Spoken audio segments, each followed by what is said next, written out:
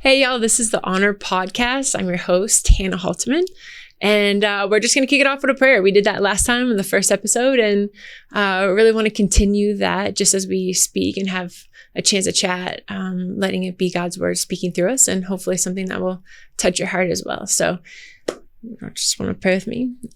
God, we just thank you for this day. This chance to get together and chat, have a conversation with you. God, you're so present and near. Sometimes it's easy to forget, but we can literally just be and meet with you in conversation with each other. So we just pray that these would be your words that come out of our mouth, that you would be glorified and made much of through this. And God, would we just experience you in a new, fresh, or just uniquely beautiful way in this podcast, Lord. We ask all these things in Jesus' name. Amen. Amen.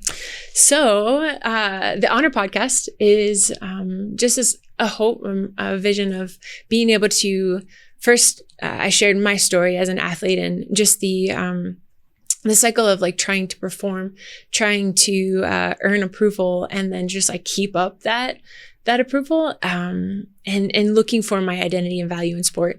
And what I realized, the more that I started kind of looking into how this changed and shaped my heart and life, I started realizing that this story isn't just mine, but it's so many more athletes. I think every athlete experiencing the reality of what that looks like and how easy it is to place your identity in your sport. So that being said, I wanted to use this as a platform to bring other athletes in, like Brooke and Sydney, to share a little bit about their stories, and hopefully God uses this as a way to speak into the lives and hearts of athletes all around the world.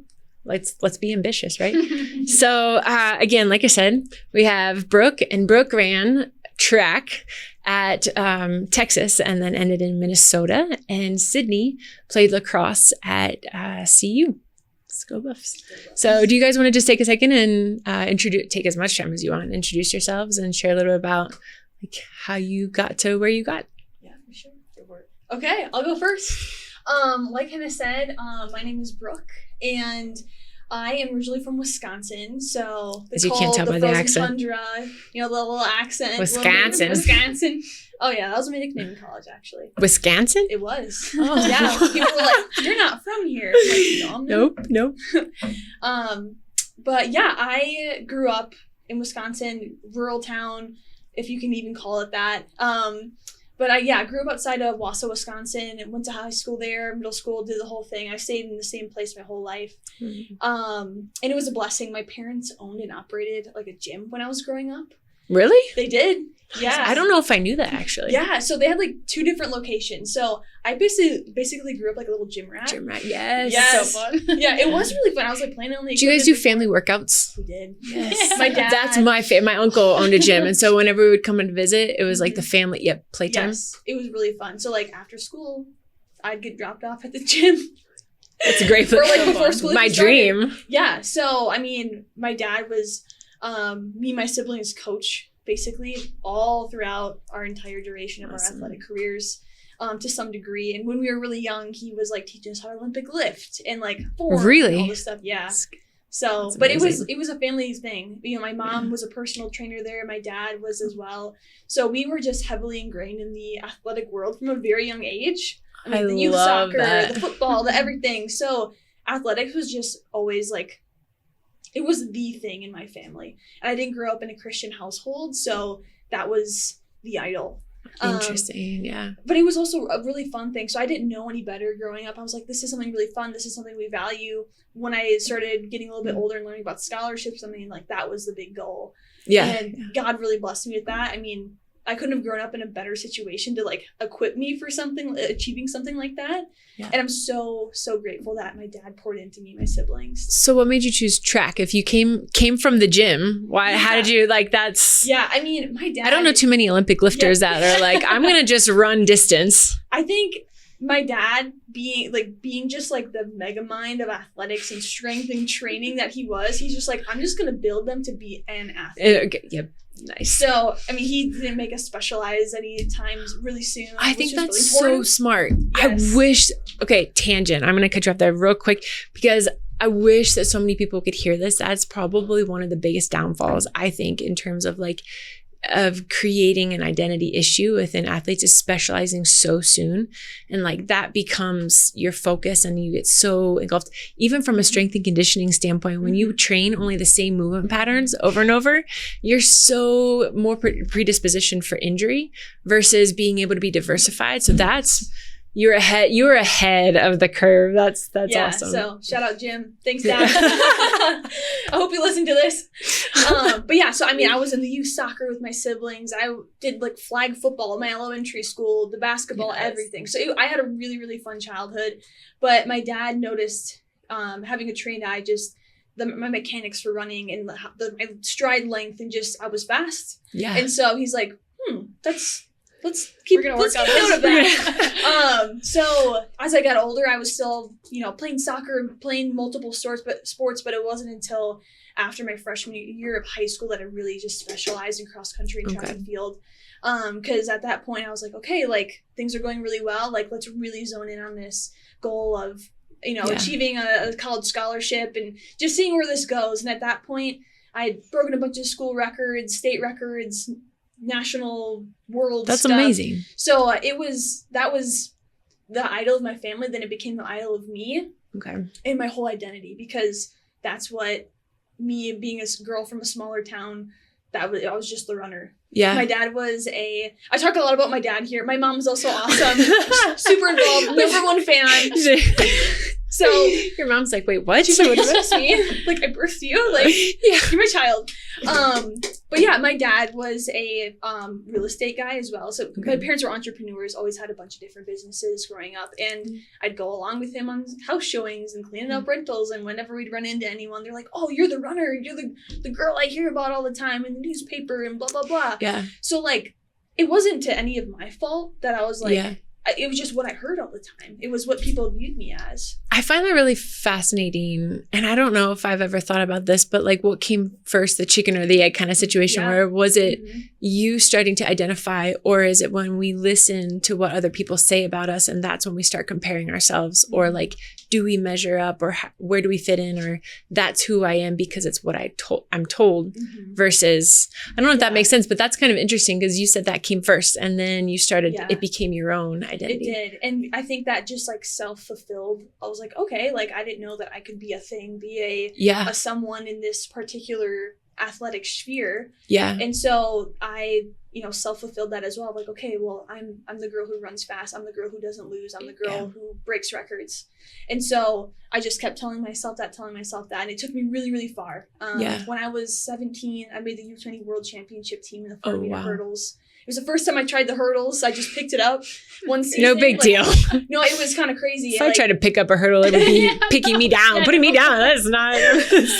So that was, probably one of the highlights of my entire track career, going to Finland, across the world, being a small town girl and competing for Team USA at that level. And after that, all the colleges flooded in. They were contacting me, and I found myself down at the University of Texas being a Longhorn and having an incredible college career, meeting so many people, experiencing so many things, crushing it on the track, learning a lot. But it was at that time as well when I was like, this is like the peak of my career, that I was also feeling super crushed on the inside. Yeah. Because since I was 5 years old, it was already being established of, this is who I am, this is what I do. Yeah. And I was 21 years old at that point, that it finally came crumbling down. That foundation that I had was like, I can't carry this anymore. Yeah. This is heavy. I can't keep up with this. Similar when you were explaining your just blurb on your background, Hannah, like you just feel that weight. And I wasn't competing well.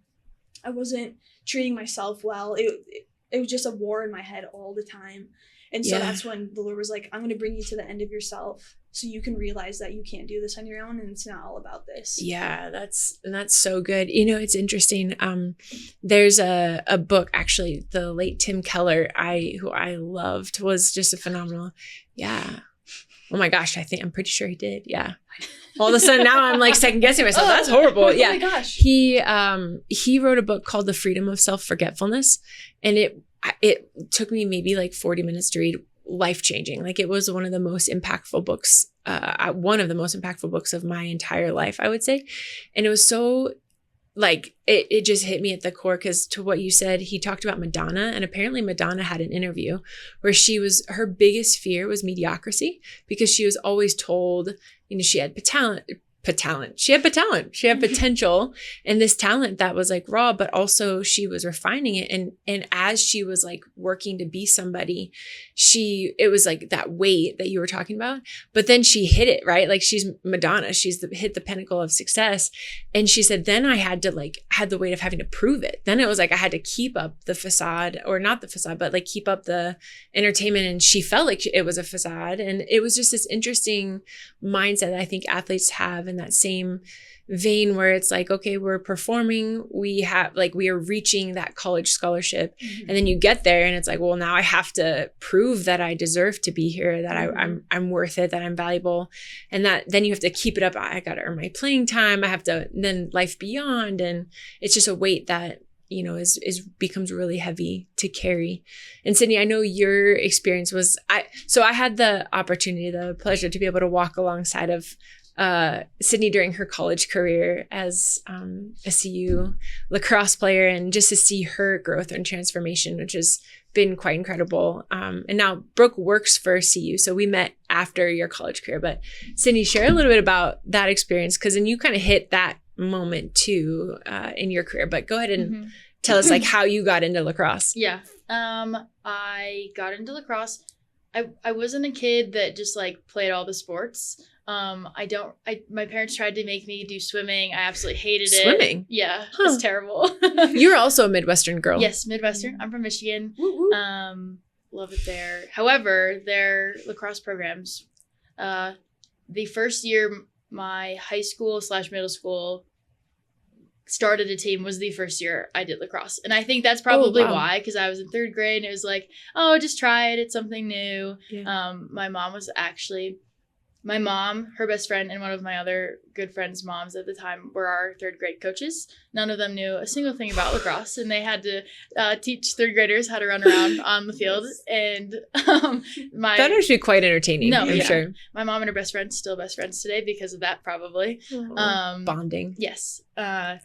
And got into lacrosse 3rd grade. I think stuck with it. And then maybe 5th grade came around, and it was like, oh, I could, see the future in this. And, it was growing, and we had a really good group of girls, all kind of within the same age group. I played volleyball too, but definitely wasn't as fun. From my own opinion. And the volleyball players out there are like, wait, I what? know, what? Yeah, I tried. I would get too mad that the ball wouldn't come to me, and then a whole game would go by, and I'm like, I actually didn't touch the ball once. Especially when you're in 5th grade, and it's not, you don't have the bumps that spike or the, volleys like you normally do. It's just kind of. It's so annoying. Yeah. That stuff. Anyways, then it was kind of like 5th grade comes around, and that was like the first year where this club team thing was a possibility. And my parents were like, oh, well, do we want to try it? And I think enough girls within that age group and within that team also were joining. So I think it kind of just fell into it. But then that kind of led to the bigger conversation of oh, if we're going to be doing club, if we're going to be traveling, if we're going to be playing in all these tournaments, what's the goal here? And I actually have no recollection of what was my inspiration and what was my drive. But every year my parents would ask me do you want to do this? Is this something you want? And I was like, yep, we're doing it. And so I think that was kind of dissimilarly. I was set on the one track, lacrosse is everything. And you can't do other sports because it might mess up lacrosse. Yeah.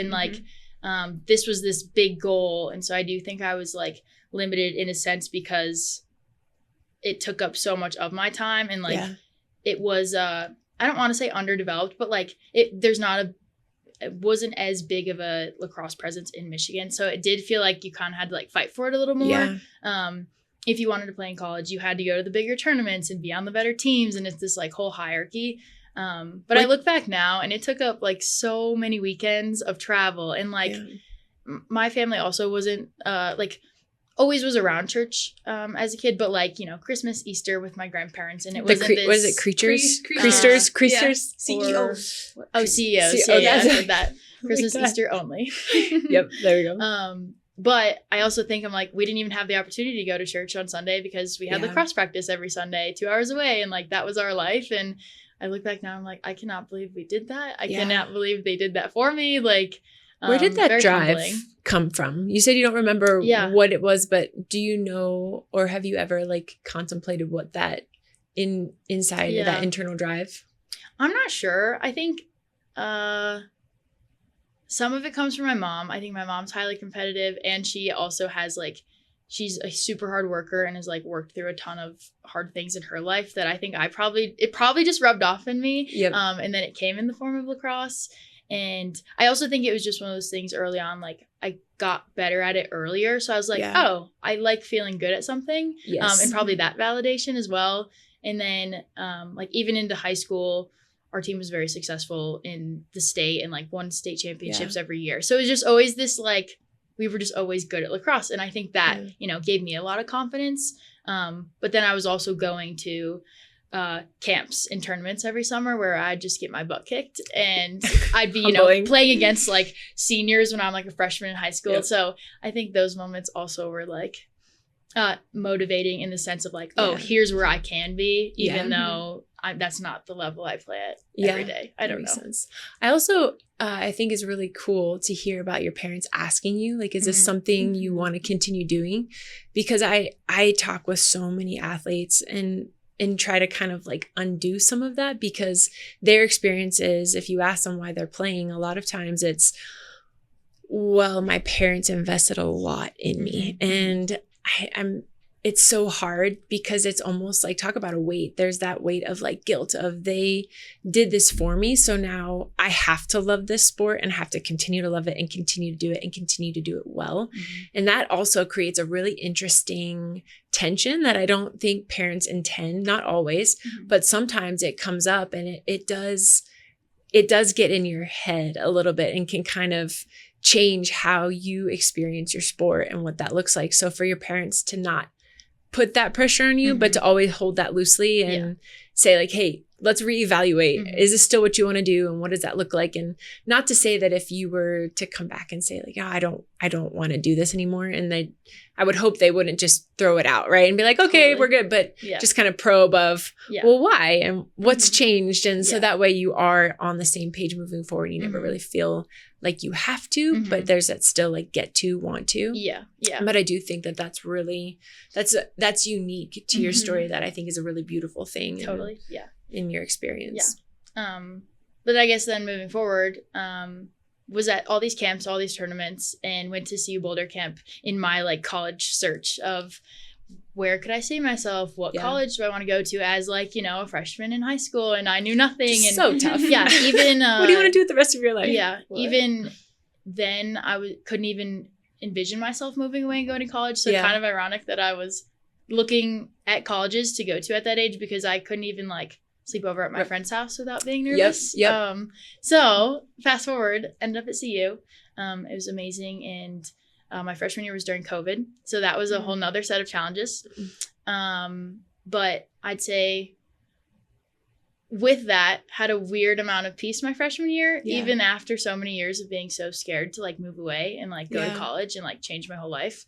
So I think there's something to blame there. But a huge thing I think I recognized early and in high school, I would say I like officially met Jesus after my junior year of high school, and knew that was something I wanted for the rest of my life, and knew like, okay, I'm going to college. My whole life's going to change. This is one thing I want to stick with it.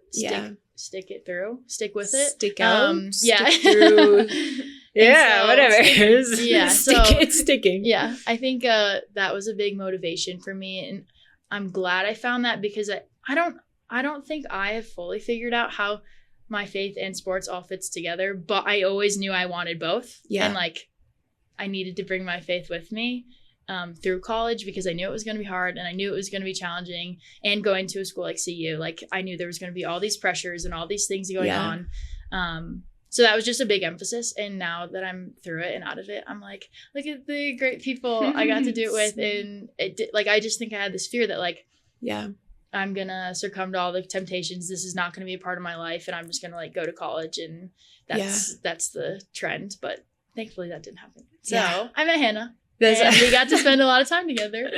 That was a really cool divine appointment in that. And it was neat to be able to see, like, so you had that idea of like, okay, faith is important to me coming into college.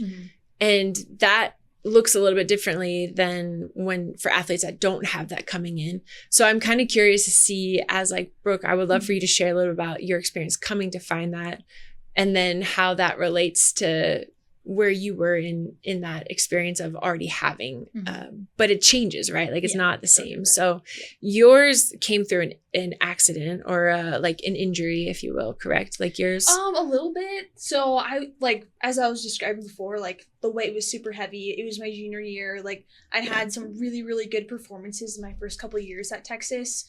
And I just wanted to, again, continue that trend of like, okay, I got to do better than last year, which is like a great mindset to have. But like, I think I put way too much pressure on myself and it finally broke. And around that same time when I was just like really struggling with the pressure and expectation and like even looking forward to like post-college of like, am I setting myself up for post-collegiate running professional stuff? And am I on track for that? And I was like, I don't know. And so it was just a lot of stuff swirling in my head. But at the same time, like I was making friends that were of the faith and just asking me really interesting questions, really good questions that got me thinking of like, I've always like had some sort of belief in God, but just, I didn't know anything. I was like, I, pray at night before I go to bed, but that's about it. I don't know who he is. I don't know what he does. I don't know any story in the Bible. Never opened it up for myself.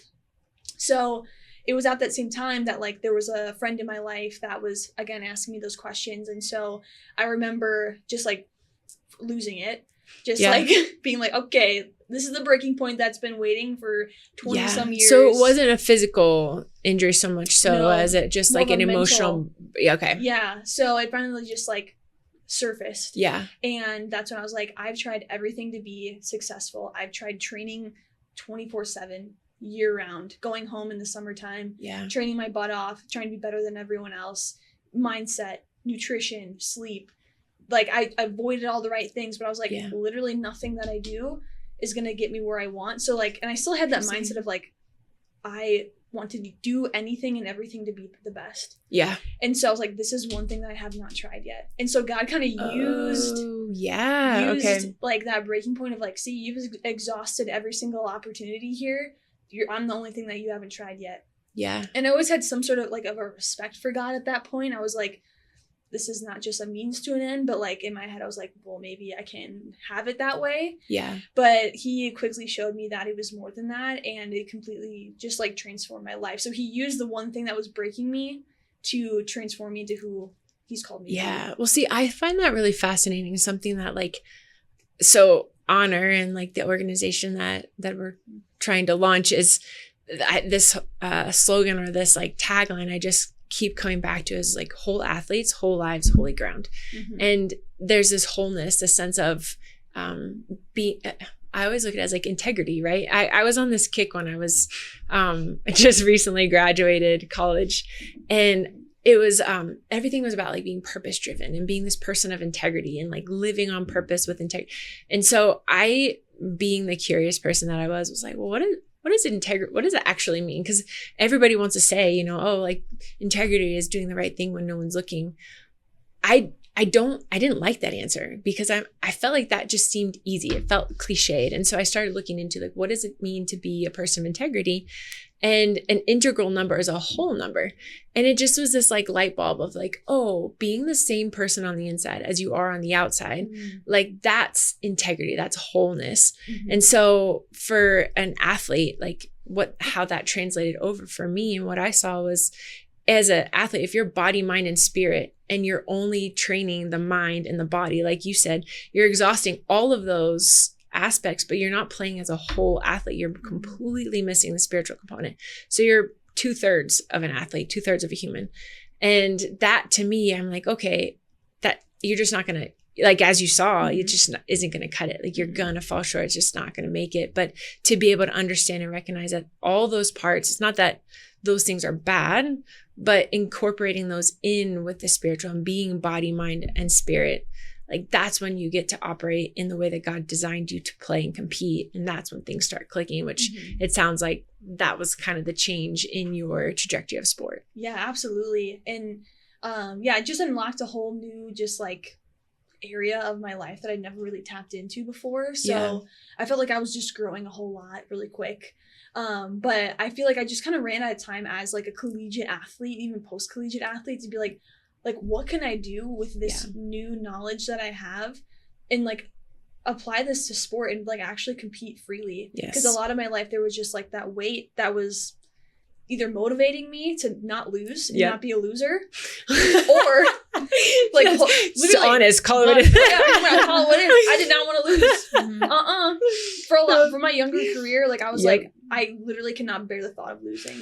My dad was like, hey, I remember I was like, I don't know, maybe like 9 or 10. Badger State Games. It's like the state competition, track field meet. It's like, he was hyping me up. He's like, hey, there's a lot of really fast girls that would come to this meet. Are you ready? And he was like, just trying to motivate me. I'm like, Dad, stop, please. Like, don't, I can't hear anymore. And he keeps egging me on. I get up out of the living room, go to the kitchen, and puke in the kitchen sink. Are you serious? Yeah, because I was like, I cannot lose. Oh like, my gosh. I was legit that serious about it. And I was 9. Oh my gosh. So, but the thing is, like, you're not the only, I mean, there's a lot of people that. I'm not a loser. I'm not going to do it. And then, like, the whole identity thing came up. So I was like, it was just, like, this, like, storm of, like, you need to be perfect all the time. And you need to get better. And, like, that's the only way. And so, it was just a lot to bear for someone. But, to my point before, like, I wish I could have, like, had that earlier in my career, knowing what I know now, being that full athlete and competing without that fear that motivated me most of the time, and just seeing where it'd have gone. I felt the same way just because, so I was a Christian athlete, but I didn't have the same relationship with God as I did towards the latter part of my career, if you will. So I always felt playing for God was almost like an added weight too. So I did have like a relationship where I had an understanding of him a little bit more so than it sounds like you did, kind of more in the line of your experience. But I felt like I had to perform for my coaches and for myself and for the fans, but also for God, because if I was a Christian athlete, I had to bring him glory. And so I had to play well. And that was just a weight that, again, I also felt like I couldn't carry. And it wasn't until about midway through, I kind of hit my breaking point where I kind of came to Jesus moment of like, God, I don't know what you're doing this. I can't do this. I'm falling apart. My body's falling apart. My life was falling apart. And so that was when I really opened up and like asked him to really change the way that I experienced just different mentors and people that helped me with that.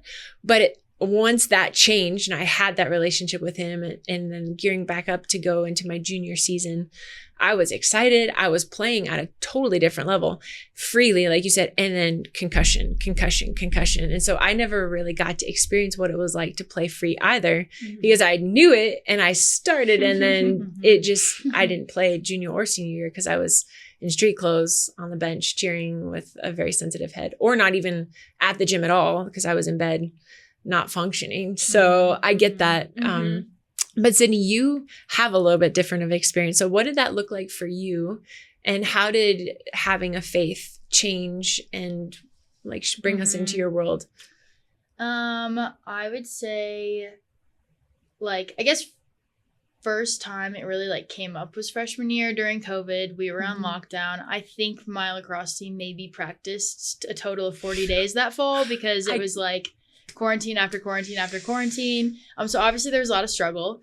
I do think it created some really amazing, unique relationships with my class because we're the only people that could hang out with each other.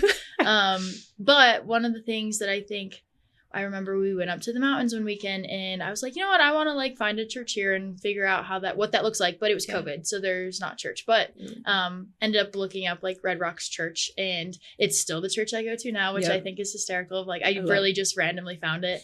And we would watch it online. We would like go in the study room and watch church online. And I think it was like maybe 2 or 3 of us that, grew up with some type of religion in their life. But that was kind of like step one. And then I think once COVID passed and you actually got to like meet people, I actually have no idea like how I met like the small group opportunity and like how we even met really. Like, I don't know. We met at a barbecue. Yes. I think an FCA or InterVarsity barbecue. But I don't know how I got invited to that. Like, I don't know who invited me. I just remember you're like, I think I want to like kind of learn a little bit more. And so I texted you and was like, hey, want to grab coffee? Exactly. Yeah. So luckily there was a good group of athletes that I think we would get together. We would go to Bo's. We would like have these like weekly or monthly meetups. And I think that was nice. But you know, there was never like this full like community. And within my team, like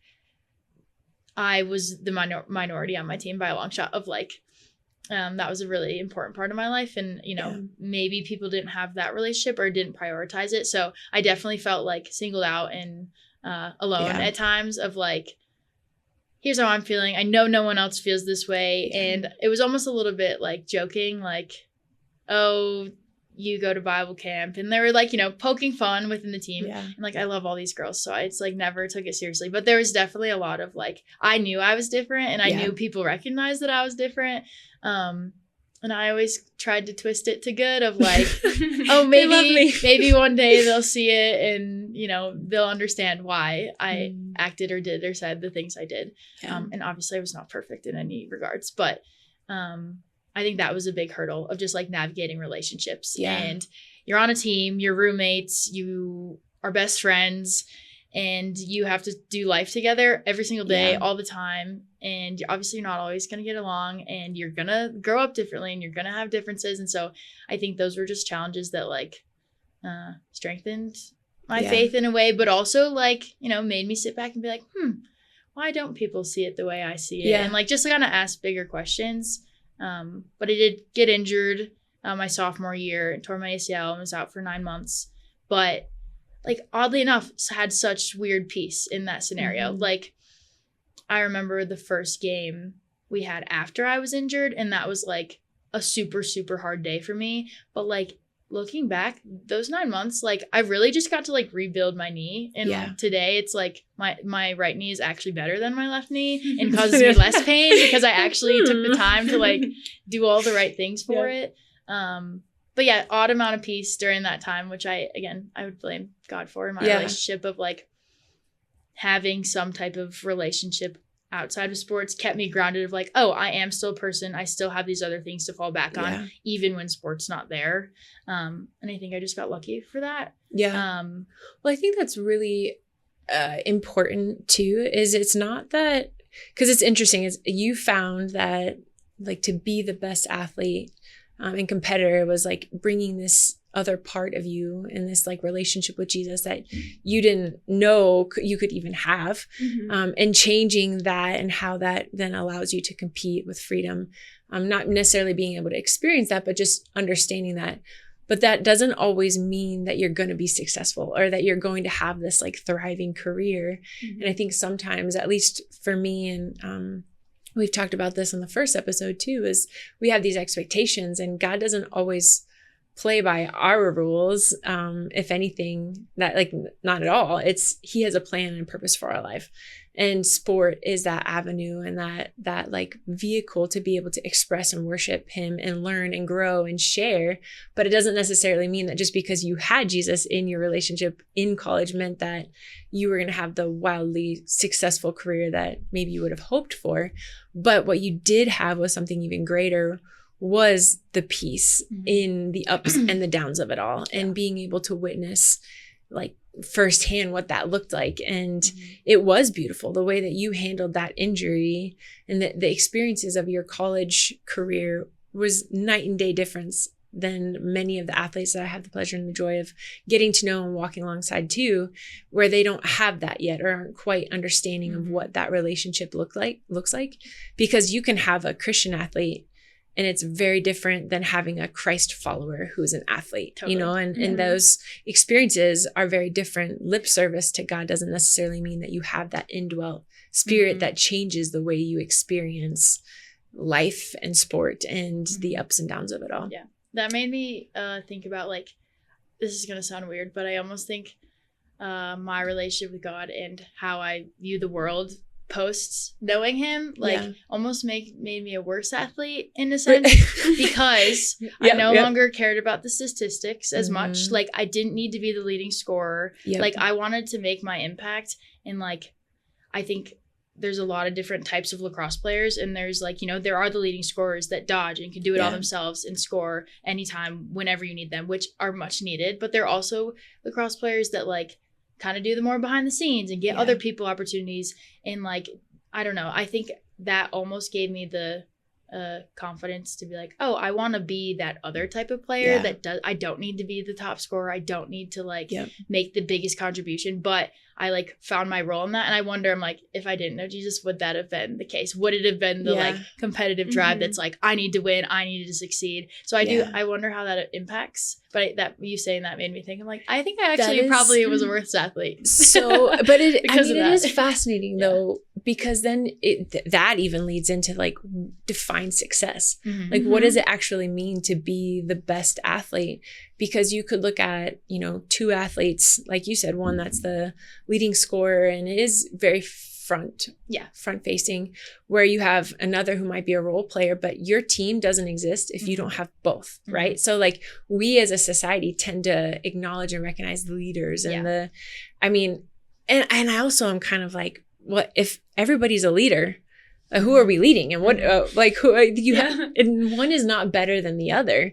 I think we need both to be able to like function well as a team. So I think, okay, define success. If it's your personal glory, then maybe you weren't as successful as of an athlete as maybe you would have wanted, or as the world would suggest you should be. Yet at the same time, I would argue you were 100% essential and vital to your team, and your team would not have been as successul if you weren't there.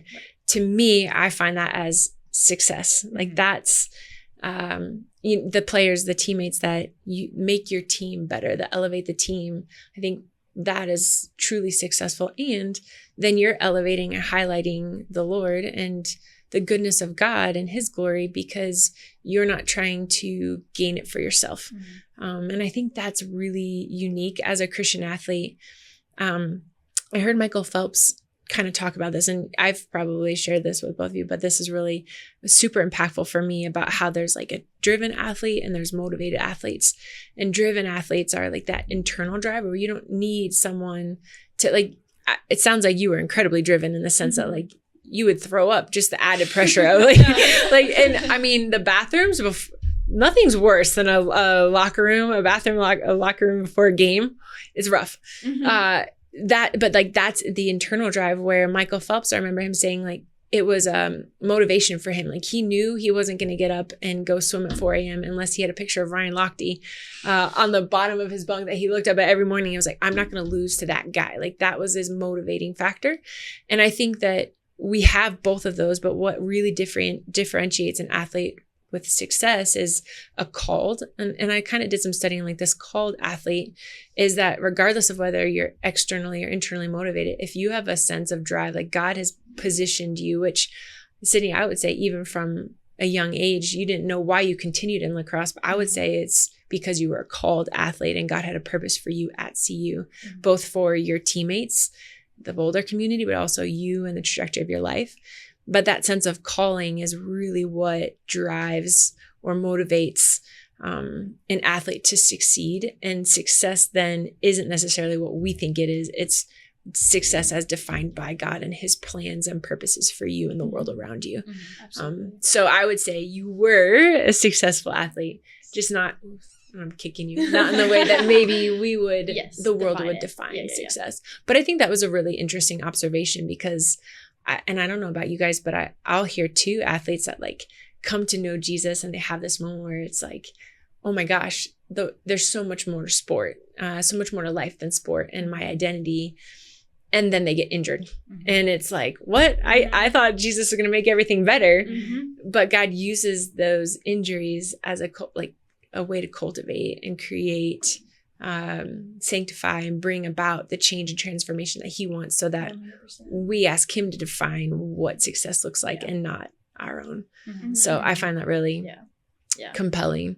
I have a question for you. I feel like hearing your story, like I would love to know how you applied once you were in college, of like, how did you got to know Jesus all of a sudden, and then you're like, oh, this is the one piece I haven't tried. Like, I want to hear how you tried it out and like how you applied that, I guess. That's a great question. That is a really good And question. good segue. I've always struggled with that. I'm like, it's been a part of my life. It's part of sports, but like, I don't know how to use it at practice. Yeah. Or like use it is he within like your sport. lucky rabbit's foot that you bring into Yeah. competition and practice and everything? Your crystals or, and all the things. Or is like he your like literal foundation that that fuels everything that you just talked about. I think for me, like I was like, okay, like this is a different perspective. Like I felt just like when I like realized, finally like allowed myself to be like, okay, you can't do this on your own. Yeah. And you need to like loosen your grip a little bit and consider this, that, you are not the big wig that you think you are. And humbling factor. yeah. And like, there is like someone bigger than you that's got a plan. And like, still like, it wasn't like an automatic switch of like, you know what, like, this is not my everything. Like track is just a medium, but like, it took me a while to realize that, but he started that process within me. So like, there was still like half a season, and even like heading into like my graduate season at Minnesota, where I was like figuring that out. I did have an injury when things were starting to get really good. I got like a really great pace of success. I broke the school record, and I was like, okay, here we go. Like, I knew there was something. I was like, we've talked about this before. There was an injury, yes. But like from the point that I started following Christ and like that injury, like he was doing that work within me of like, okay, like, I'm here with you. Like, you are realizing that sport isn't your everything, and I'm practicing, I'm working through it, and like keeping that in mind always, that like he is with me. He was just like that. Like I started wearing my cross necklace every time I went to competition and practice. It's just like, and I'd say a prayer. Like it was just like that kind of thing, just like recognizing him in everything that I did. And that just segued into like a lot more growth. And then when I started having success, I got really excited. When I was at Minnesota, I was like, oh my gosh, like I just broke my outdoor record indoors, which is a lot harder to do. And I'm like, this is gonna be great. I'm heading into like my last 2 seasons, indoor outdoor, of my collegiate career. This is gonna set me up great for professional, blah, blah, blah, blah. Boom, injury next weekend. And so I was like, okay, it wasn't like a career ending. It was literally like a plantar fascia tear, which hurts really bad. I was gonna say, still painful though. It hurts really bad. It was just a plantar fascia tear. But it was something that I could come back from. But it was like in the middle of the indoor season. It, took me through the beginning of the outdoor season. So it was just like just enough for me to like take a dip and not be able to run and train. And it gave me not enough time to make it to nationals and do all this stuff at the tail end of my outdoor career. And it was during that time that he really just like slowed me down in my tracks. He's like, hey, okay, I got you where I want you. Now listen to me. Like, just because I'm with you doesn't mean that you can just keep doing everything that you want to do. Like, just because I'm with you doesn't mean that, basically what I just said. Like, I have a plan for you, and I'm not your lucky rabbit's foot. Like, give me the respect I deserve. Not like in like humbling. Just like I'm gonna bring you to this spot. But like a dad, like a father would. Yeah, he was really kind in letting me realize all those things for myself. And I remember like when I started being successful in my last year of track, I was like, okay, like don't like literally like do not mess this up. Like don't get too crazy. Don't get too excited here. And then like that happened. I was like, gosh darn, did I do it wrong, God? Like did I seriously like screw this up? But I think that injury was really integral in just like setting the stage for what was to come. Like my track career was going to be ending. Track was my identity. And when I stopped training last year, like it was a really, really refining experience for me. Just like, all right, we stopped you here. Yeah, you got some good success, but now we have to like unfold all the layers here and do some healing of like, where's your identity truly at? Where is your calling and purpose in life? Is it sport? Is it something else? Like, what is God telling me and calling me to do? And those were like those deeper layer things that just like really take time to uncover. And like, it's been just over a year now that I stopped like training at an elite level and like pursuing professional athletics. And there's been like so many days where I was like, I'm just kind of feeling depressed. I'm feeling some grief. Like, this was like a huge part of my life. And like, I kind of feel like numb to the fact of like, I don't really know what I'm doing. And because like this one thing defined my free time, my goals, my dreams, all this stuff.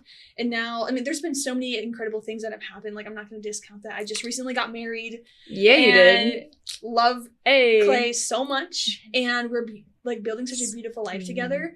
But like in conjunction with that, I'm just like going through and like unpacking all of this stuff at the same time. So, and I think it's interesting. It is definitely a journey. Going back to what you had said about a slow process, I don't think you come to know and have this relationship with Jesus and it changes everything immediately. It's definitely a journey and a process. And just like you plant a tree or plant a seed, it becomes a tree eventually, but it takes time to grow. There's watering, there's all this. So it's not like, and I think sometimes people are expecting that, whether it's like self-induced expectations or the people around you are like, well, you're a Christian now. Why isn't this different? Like, well, there's a lot of undoing. There's a lot of, especially like you said, when you're training in your one track mind of sport for your whole life. And then all of a sudden that changes. Like there's going to be some process. And, you know, I've been out for some time. I've been out for a little bit now. And I'm still finding things that will come up where I look back and I'm thinking, what am I training for? Like let me just take a step back and realize where is my, like, is this me back in my athlete mode, or is this me truly surrendered to God and walking in that life with him? But it's old habits die hard. It's a really, really refining process. I remember there was one, like, back to your question, there was one particular time, I think it was maybe like in the middle of my season, or like, I was only at Minnesota for 1 year, one school year. I like compact my graduate program into 1 year.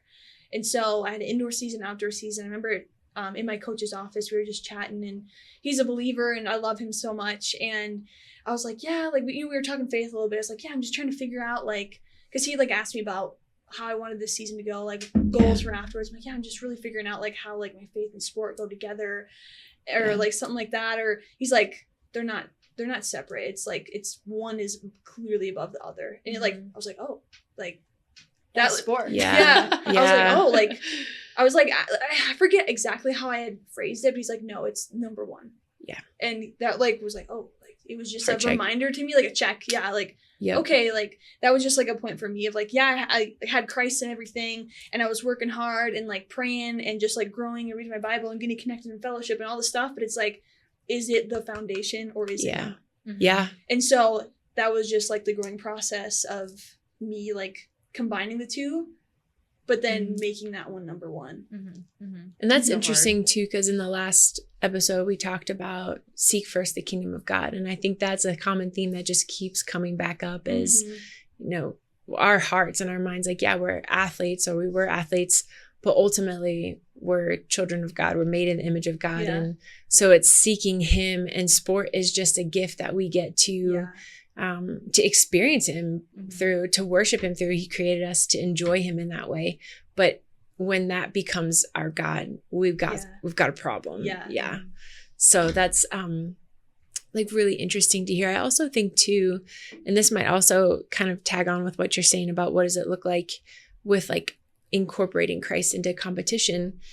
I've been reading a lot in the book of Ecclesiastes, and it's so fascinating to me. This hit me for some reason in a deeper way than I really truly, I think I've seen it before, but really didn't understand in the same way. But I think religion is so easy to kind of think like, well, if I do all the right things, and I kind of like the lucky rabbits, if I pray, I spend my time in the word, and I'm walking with Jesus, then I'm going to get what I want, or I'm going to be successful, and nothing bad's going to happen. Like, you know, you were saying, okay, transactional versus transitional, or transformational. And I think what Ecclesiastes, and the wisest man in the world, right? And he's writing this, and he's saying it's all vanity. It's all like breathing or trying to catch the wind as a puff of smoke, because life doesn't work like that. Like, you could work really hard and end up with nothing, or you could be lazy as anything and end up with someone else's wealth, or, you know, like nothing, there's no,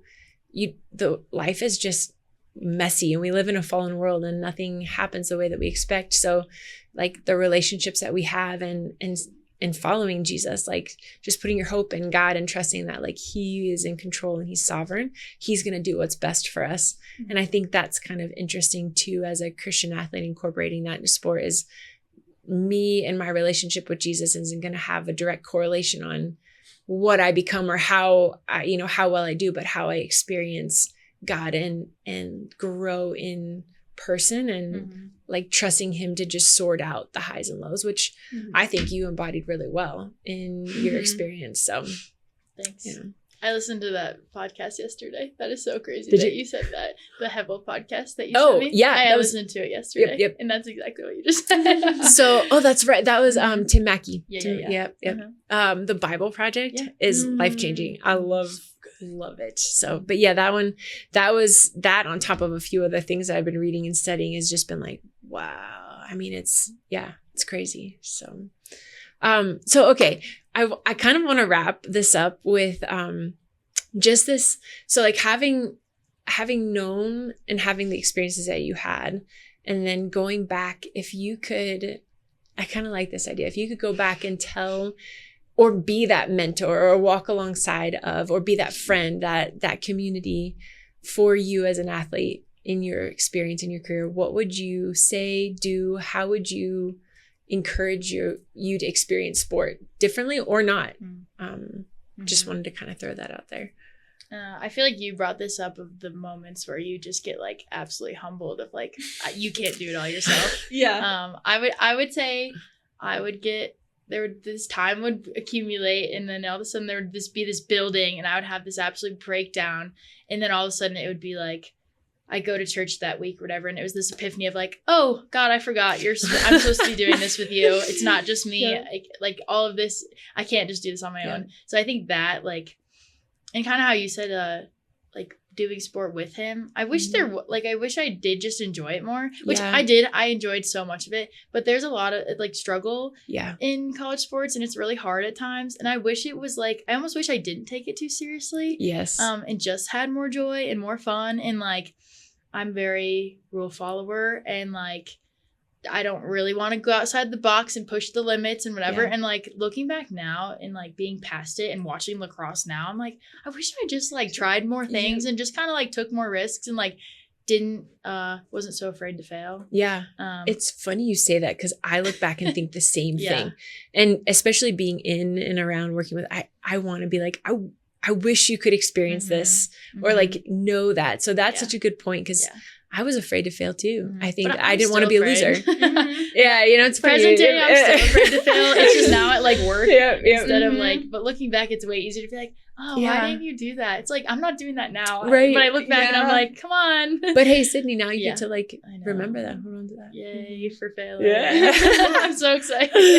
I'm actually really practicing that. I know that sounds silly, but hard. Trying to really practice the art of, I think I had this epiphany. Yeah, because what I've seen is that when God works something out, and he takes control, it's always so much more satisfying than when I think sometimes I try to control or I don't want to fail because I want to be fulfilled.